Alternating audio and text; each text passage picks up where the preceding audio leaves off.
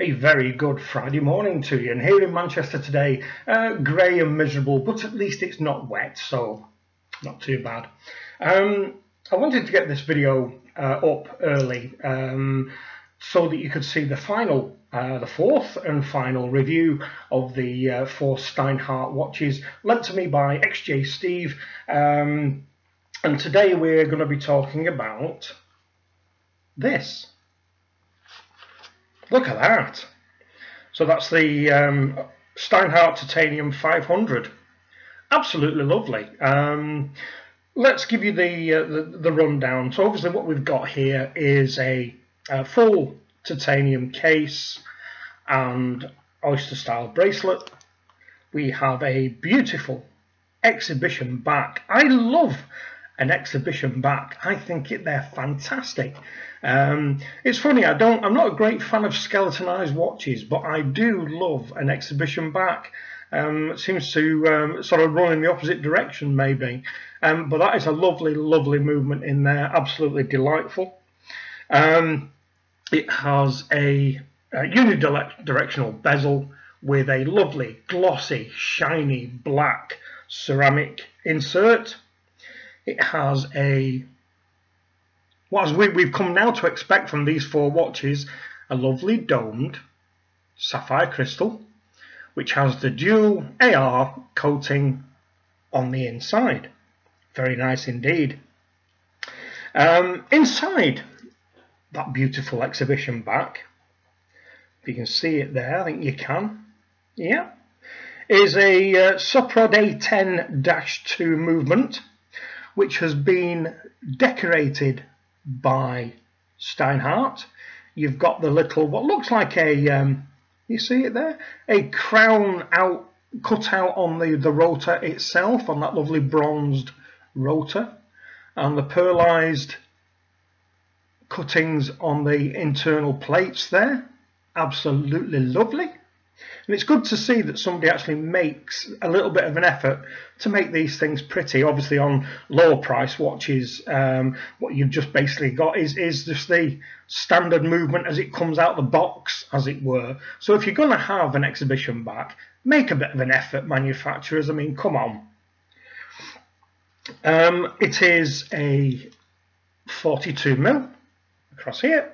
Absolutely gorgeous, which seems to be more or less their standard on all their dive watches, and it is a 13mm thickness.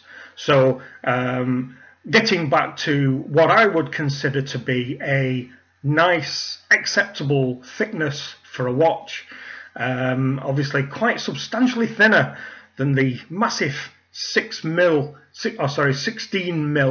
of the race timer yesterday. Now, the important thing with this, of course, is that it is titanium. I never realised what a difference titanium makes in the actual weight of a watch until I obviously have worn all these STEINHARTs. And obviously the first one that we reviewed, which is very similar to watch to this, of course, if you hold the stainless steel diver in one hand and this in the other, there is a marked difference. If I remember rightly, I seem to recall that the first one that we reviewed was about 9 ounces, something like that. Because this is titanium, This is 5.6 ounces. So they've cut back a meaty 4 ounces solely by using a different metal. The oyster style bracelet seems to be fairly standard where Steinhardt are concerned on their divers, and because somebody particularly pointed it out yesterday, which upset them greatly, it's a 22mm lug to lug measurement. The depth rating on this particular watch is 500 meters, and for those who still work in Church of England, that's 1,640 feet. So there you go. Now let's get into what I feel about this watch. Well, what I feel about this watch is somewhat similar to how I felt about the Steve McQueen GMT. What I like about it is, and it's only a tiny little thing really, is the dash of colour. That little dash of colour.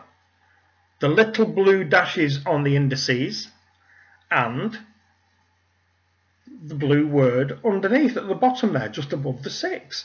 And that gorgeous blue second hand sweeping around with the arrowhead.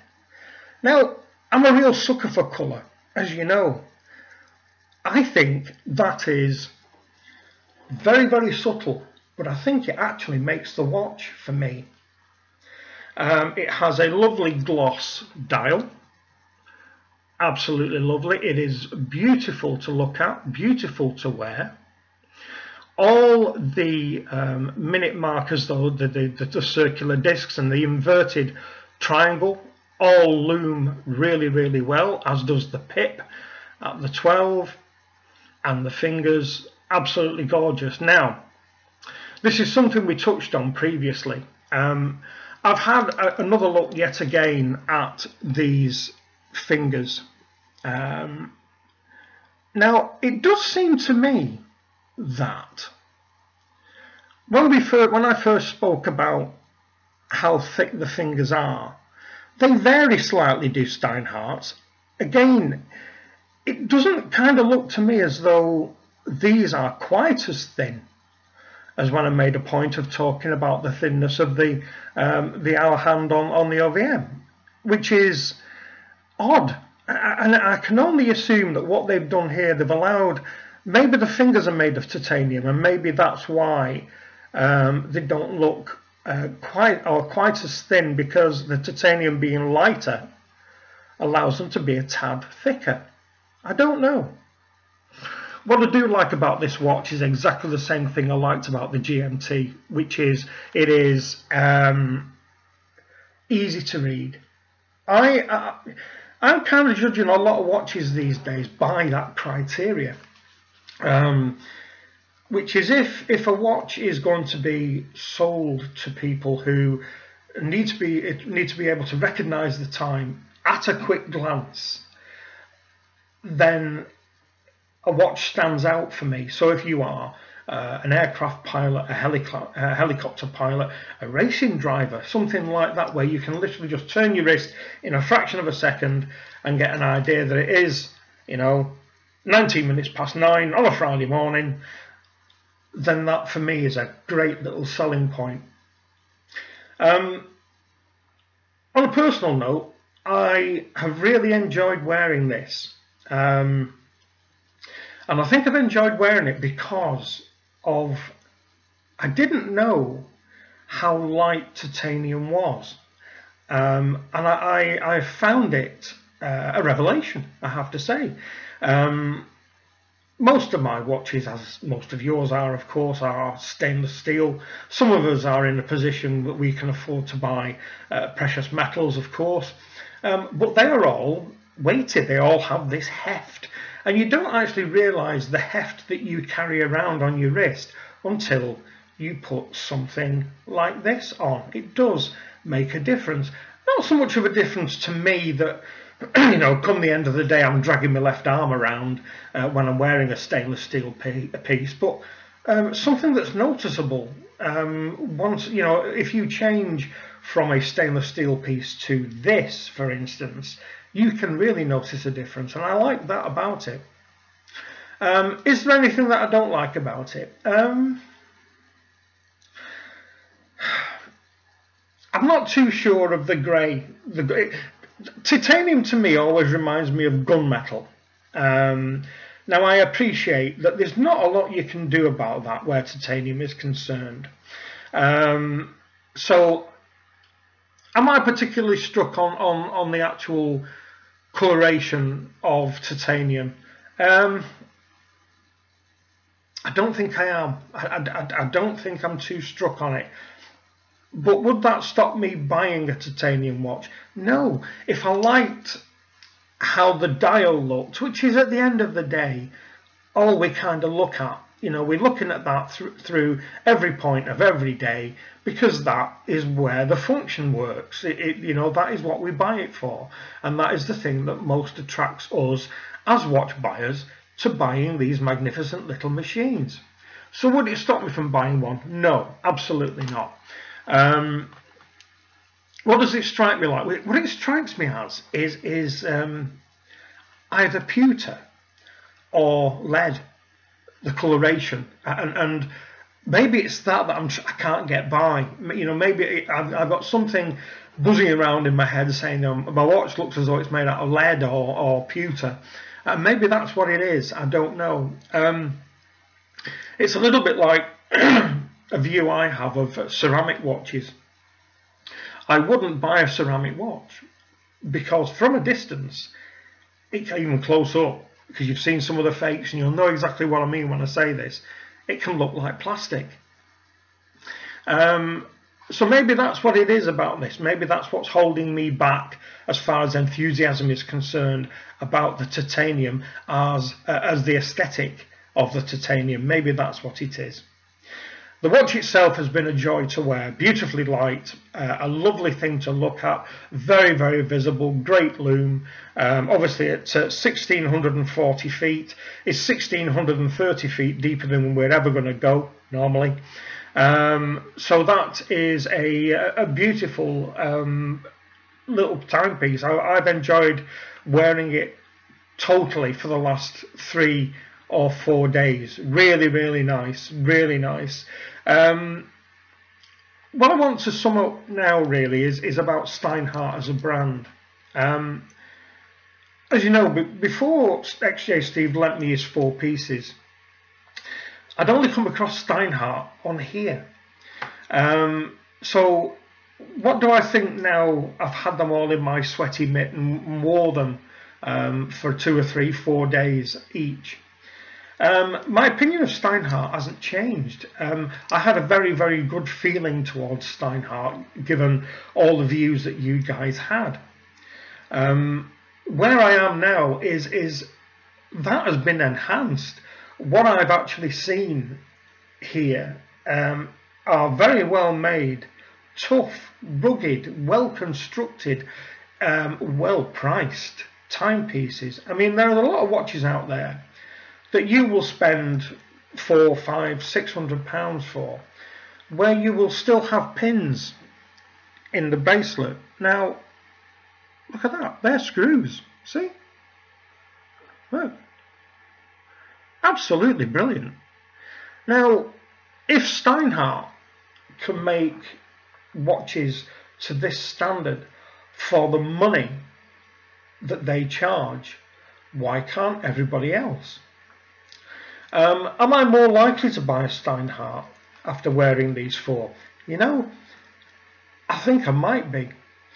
Which one will it be? No idea. Absolutely no idea. Is it likely to be what I think was my favourite, which was the Steve McQueen GMT? No, I don't think it is, because the Explorer 2 Polar is still out here somewhere on my radar. So I don't think it will be the Steve McQueen GMT. I'm not too sure what it will be, because what I intend to do is investigate STEINHART's website and see what else they have, and see if there's anything out there, maybe in their pilot section, that really speaks to me. Perhaps I'm going to try and break the mold. You know, we're all very, very guilty of just going out there and buying yet another diver because it's what we do. maybe I'll have a look for something that is, as I try to be, a little bit left field, a little bit with a little dash of colour in it, like this blue, for instance. So we shall see where we go, and I will keep you up to speed. If you were looking for a good quality, well made, with very, very good workhorse movements in, which have all got, you know, all the ETA movements are in here, and obviously in the race time you've got the value 7750, then the Steinhardt is the way to go, because you are paying a tenth of the price of a Rolly or something like that, you know. And we can't all afford to go out and blow 6, 7, 8, 9, 10 grand on a Rolex. If you were to buy a Steinhardt, take your time and choose the right one for you, you will not be disappointed in any way. What I want to say finally is a big thank you to Steve for trusting me with his pride and joys. I will be returning these in pristine condition to Steve on Sunday, just in time for him to start his holiday, and I will return to my own little collection because I'm sure that they're feeling a little bit lack of love right now. So that's it. A little final look at this particular Steinhardt. And that's all four. That's all four done. I've enjoyed watching them. I cannot recommend them any more highly than I do if you are looking for a good quality watch somewhere between the 500 and 800 euro, pound, dollar mark. It is something that's certainly worth looking at. So that's it for this one. So if you enjoyed this video, give it a thumbs up. If it's your first time here and you're wondering whether I do other watch content, yes I do. Have a look in the back catalogue and you'll find something. If you also wonder, do I do anything else? Well, yes I do. Have a look in the back catalogue, and if you're liking what you see, feel free to subscribe. So that's it for this one, and I'll speak to you again soon. Bye bye.